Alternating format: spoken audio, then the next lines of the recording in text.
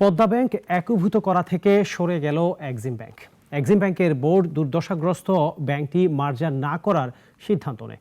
অবশ্য এক্সিম ব্যাংকের পুনর্গঠিত বোর্ড বলছেন সংকট কাটিয়ে ঘুরে দাঁড়াতে শুরু করেছে এক্সিম ব্যাংক, আর তাদের মনোযোগ খেলাপি ঋণ আদায়। সাইদ আরমানের রিপোর্ট।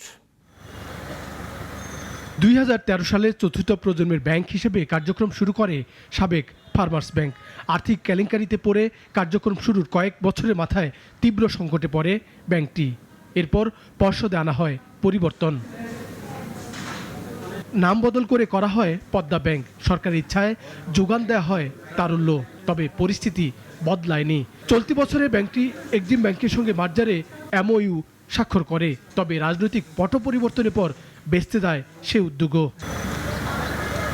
এক্সিম ব্যাংকও গঠিত হয় নতুন পর্ষদ, যারা সিদ্ধান্ত নিল পদ্মা ব্যাংক মার্জার না করার।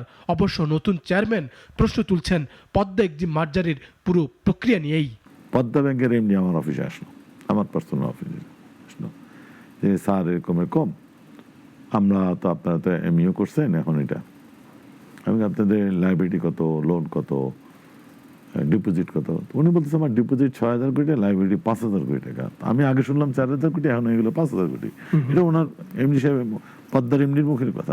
অবশ্য অনাস্থা থেকে আমানতকারীদের হিড়িক পড়ে ব্যাংক খাতে, যার চাপ পড়ে এক্সিম ব্যাংকেও। তবে পর্ষদ বলছে পরিস্থিতি সামাল দিতে পেরেছেন তারা।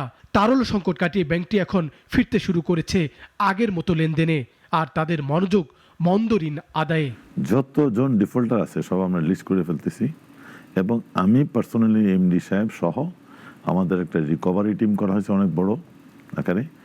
এরা সব মিটিং করে ওনাদেরকে পার্সোনালি ডেকে ডেকে আনতেছি। চিটং থেকে আসতেছে, রংপুর থেকে আসতেছে, বগুড়া থেকে আসতে, বিভিন্ন জায়গা থেকে, ঢাকা, এটাতে সবার সাথে আমরা কথা বলতেছি। পদ্মা ব্যাংক দুর্দশায় পড়ে গ্রাহকের আমানত ফেরত দিতে পারছে না।